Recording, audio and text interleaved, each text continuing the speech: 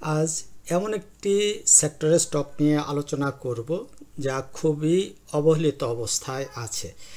শেয়ারটির P মাত্র 8.75 আর nap 55.3 হলেও বর্তমানে শেয়ারটির দর বটম দরে আছে। আর এই শেয়ারটি আর কোনোটি নয়, মালেক স্পিনিং। টেক্সটাইল সেক্টরের এই শেয়ারটি নিয়ে আজকের আলোচনায় আমি রাইট ক্লিক জাকারিয়া থাকছি আপনাদের সাথে। শুরু করার আগে রিকোয়েস্ট রইল, যারা আমার চ্যানেলে নতুন তারা চ্যানেলটিকে সাবস্ক্রাইব করবেন আর বেল বাটন অন করে নেবেন, পাশাপাশি লাইক ও কমেন্ট করবেন। চলুন তাহলে আমরা মালেক স্পিনিংয়ের ফান্ডামেন্টাল দিকটা দেখে আসি। দেখুন, মাত্র তার পি আছে কত, 8.75 আর ইপিএস 5.22, তার ন্যাপ 55.3, মাত্র 9,75,00,000 শেয়ার। প্রতি কোয়ার্টারে ইপিএস দেখলে আমরা দেখব তার গ্রোথ ভালো।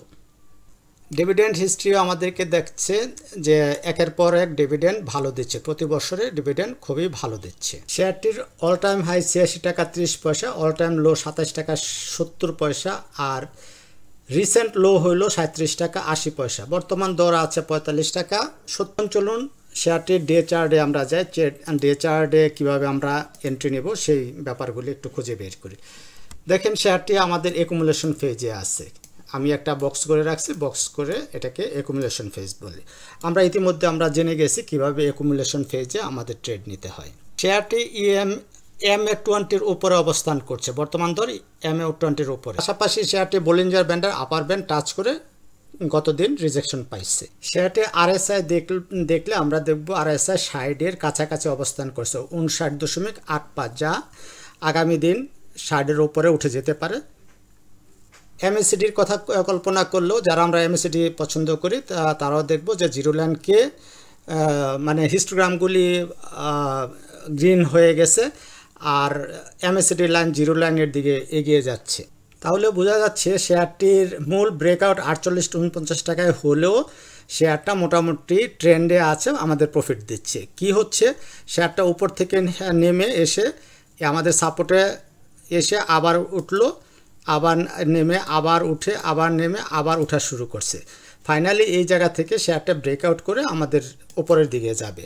তাহলে আমাদের এইভাবেই আমাদের এই জায়গায় কিভাবে ট্রেড নেওয়া যায় সেই পরিকল্পনা আমাদের করতে হবে।